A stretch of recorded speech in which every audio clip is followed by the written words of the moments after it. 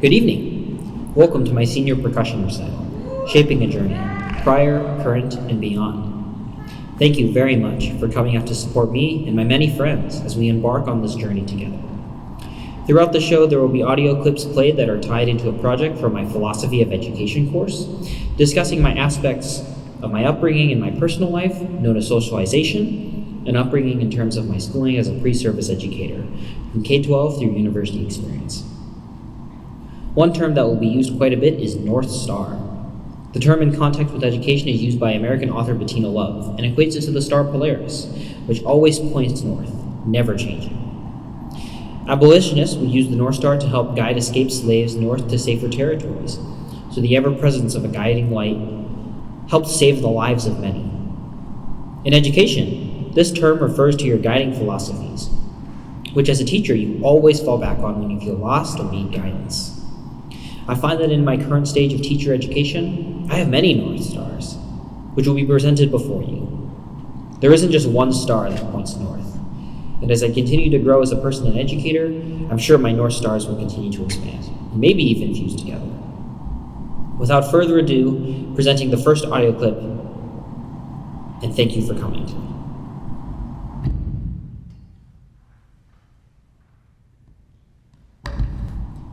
Cumulative K-12 experience. Much of my K-12 experience is foggy, to say the least, and what is still clear is a mixed bag of emotions. I was the target of bullying, discrimination, and loads of stereotyping from peers and teachers.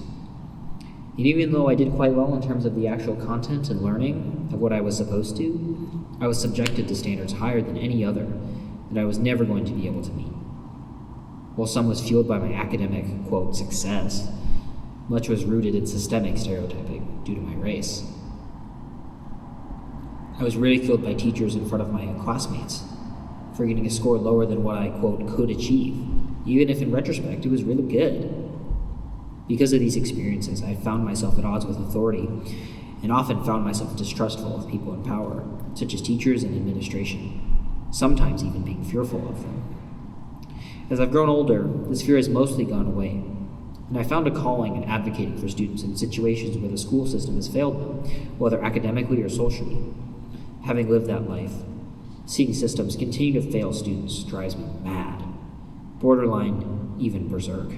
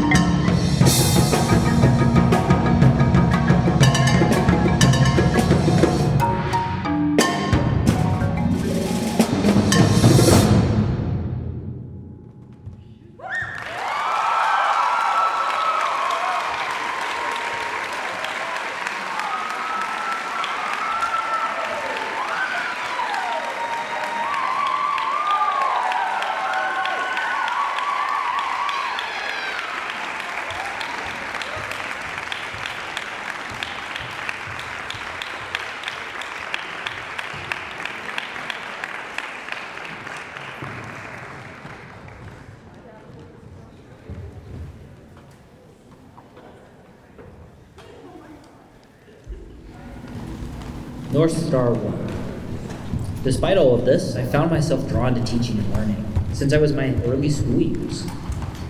Whether it be helping my friends with our assignments in class, to teaching private percussion lessons and leading sectionals, I've always found joy in teaching.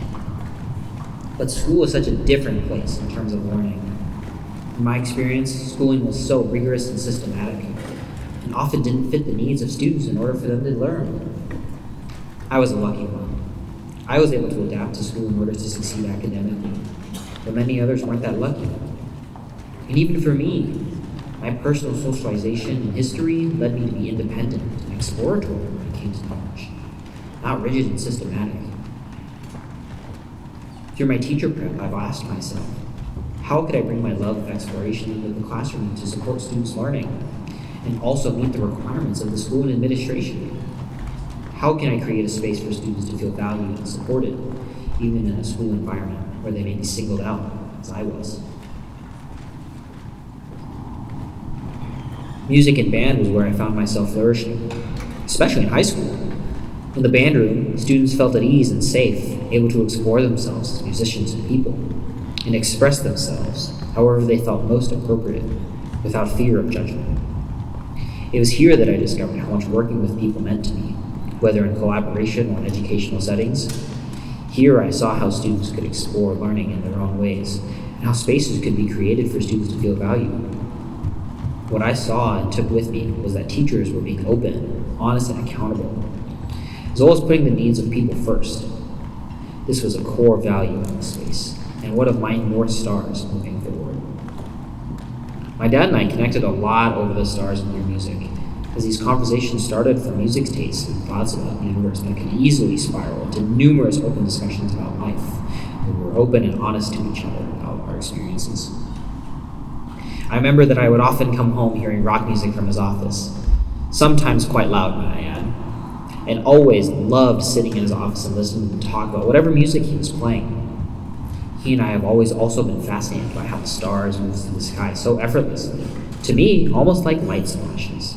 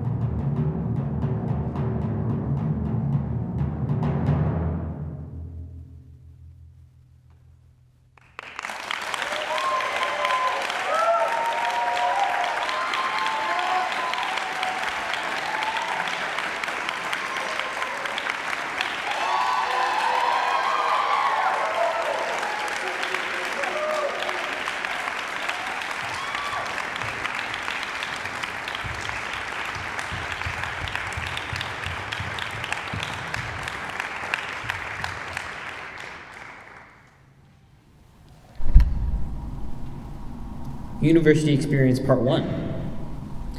My first year at Western was September 2020, in the first year of the COVID-19 pandemic. It was a dark time for everyone. Sitting at our home desks, or to be honest, in my case, more often in our beds, behind a computer taking classes not built for the screen was, capital A, awful.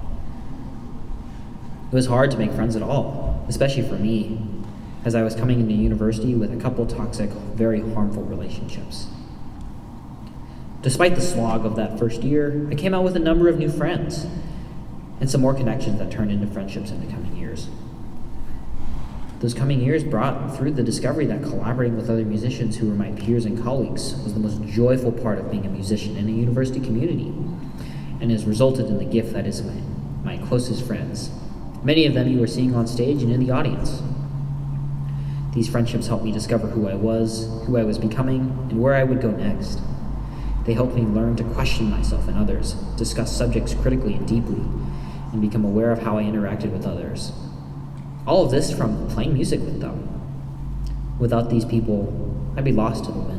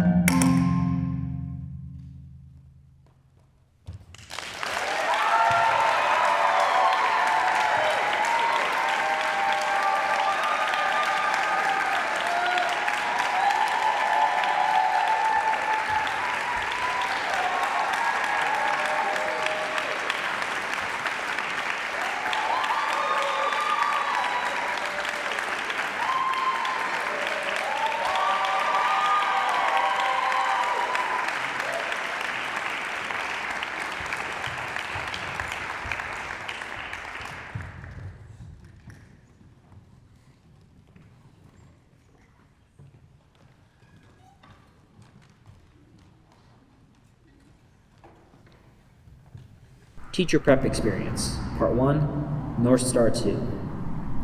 My teacher education experience has been an incredible journey. While I've always known I wanted to teach, I never knew how far this path would take me. I still remember my first day in on-campus classes after that first year online, walking into Intro to Music Education, and having to get up and dance around to a song our professor was teaching us. What I still strongly remember from that very first day was the amount of love that was given to us, who were, at this point, a bunch of strangers in the room. Our professor showed us so much care, joy, and honesty on day one that I took that into my own teaching and began to embody that, quote, heart on your sleeve mentality into my practicums, band clinics, lessons, and more. I carried that love-first mentality into those. Regardless if I met with open arms from students or with resistance or even just a lack of trust, I know that approaching the situation with love first will be my go-to tool. It's another North Star I carry with me. Seeing a shooting star is a magnificent phenomenon, and sometimes can even carry with it whimsy.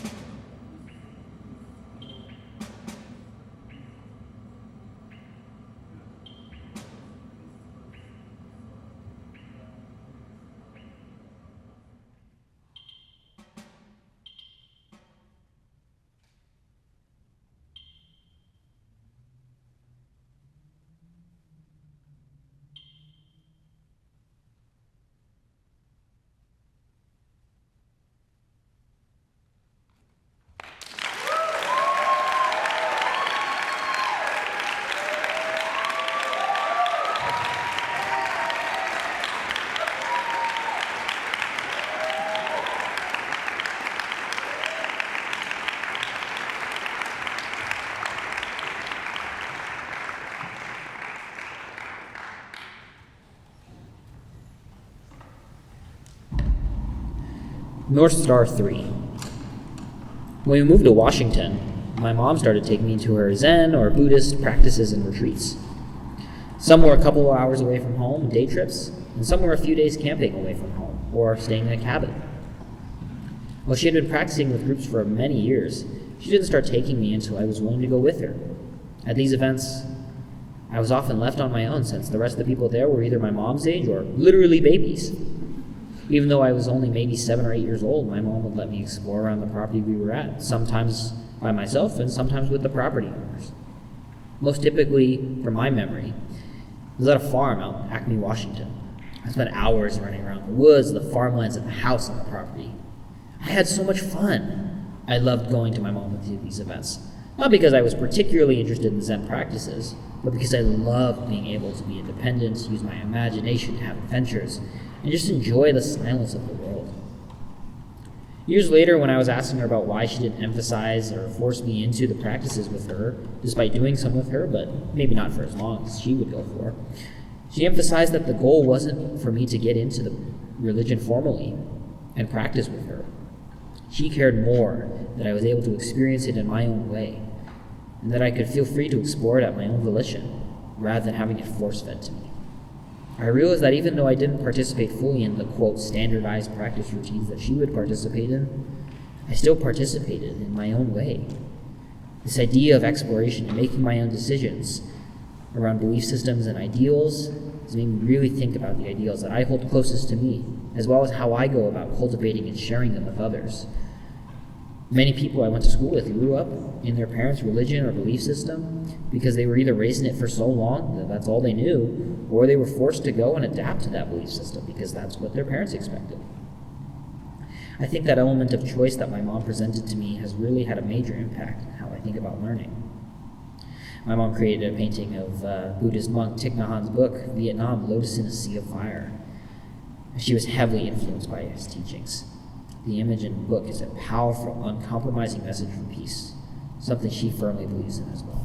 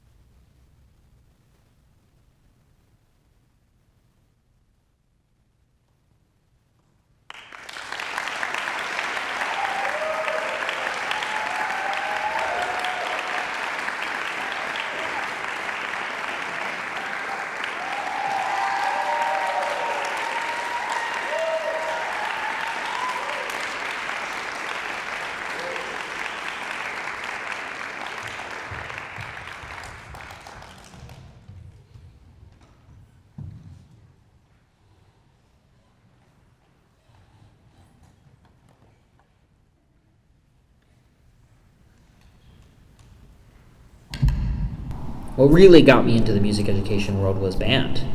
Band has always been an integral part of my becoming of a teacher. Band was really my first love when it comes to education, and that really hasn't faded. It really took a major turn for me when I was able to take the conducting sequence here and work with real student groups that our professor would bring in, as opposed to my friends and I acting as primary school band students, which we did really well, I might add. Our professor focused so much attention on our instruction and rehearsal technique for the students, and it was such an amazing experience to take part in. Our professor really strengthened thoughts and ideas that myself and peers had in the class and brought in new ideas and concepts for us to discover as we learned more about teaching music, instrumental, or just general. And it all fit under the framework of love the music, love the people more, which has stuck with me as I get ready for the next steps of my teaching career. Getting to work with students in band, or really any ensembles at all, brings me so much joy. And when I really get into it, I can really feel like I'm soaring.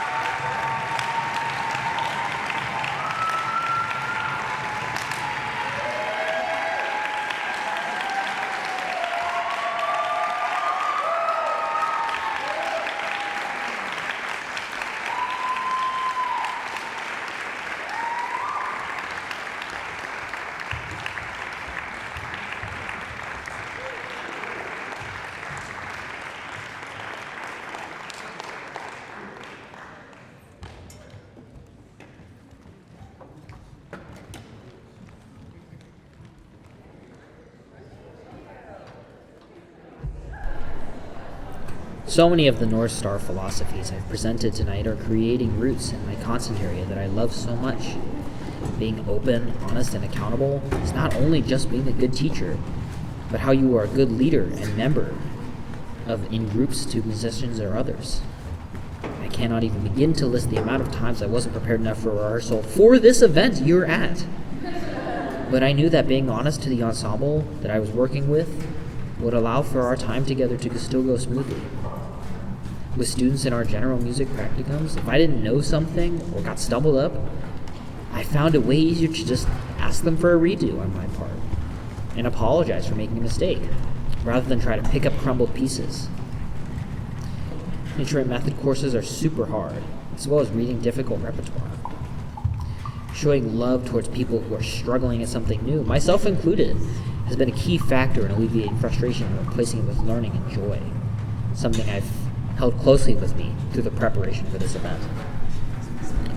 Exploration has allowed me to learn so much about my content area that I didn't even know about, as well as from students and peers who are way smarter than I. Even though I am still developing as a teacher and getting to the final steps of my teacher preparation program. My experiences throughout my schooling, as well as my experiences with these developing philosophies, will continue to guide me throughout my career and beyond, and will be something I always refer back to in terms of questioning.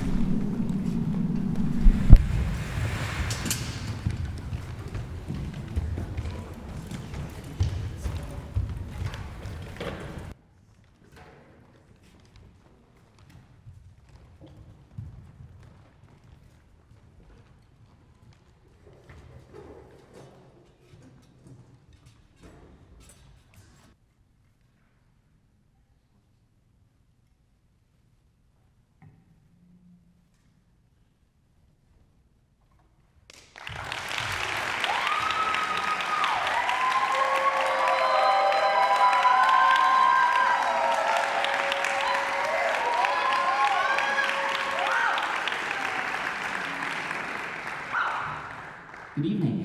I don't know if it was obvious, but I wasn't planning to talk live tonight because despite being a teacher or a teacher in training, public speaking is not easier.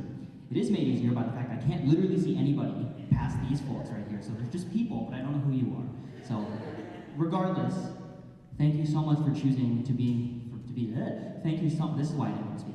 Thank you so much for choosing to be here tonight and spending your evening with me and my friends here. I owe a lot of thank yous to everybody. First of all of the performers that you see in the front row here and that are backstage that have made.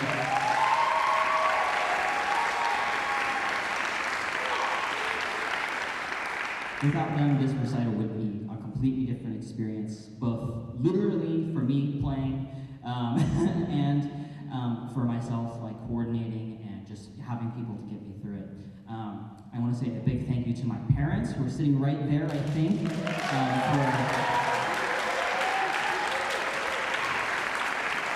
for being the most caring, supportive, yes parents ever, of like, we're going to make it happen for you, choose what you want to do. I wouldn't be here, literally, without you two. Thank you.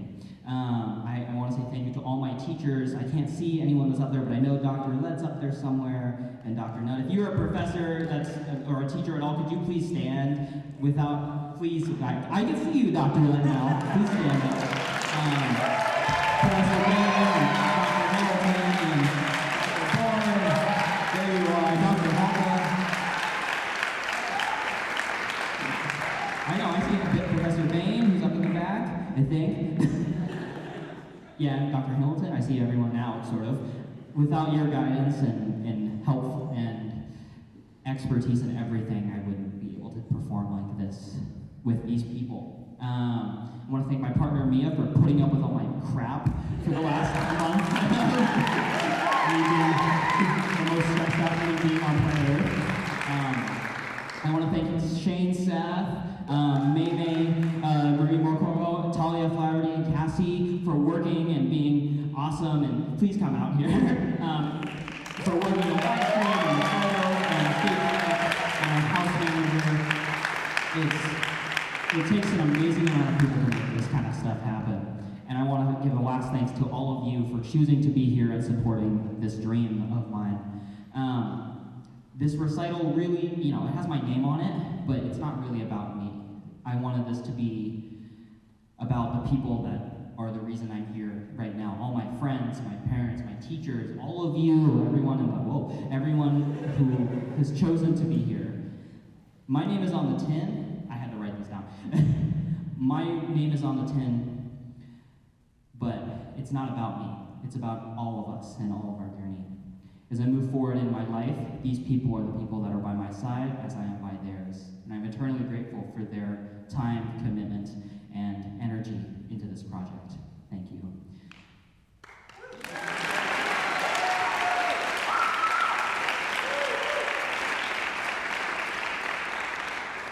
I'm not going to delay any longer, so I'm going to put the mic down and my phone away, and then I hope you enjoy our last piece of the night, Marimba Spiritual. Thank you.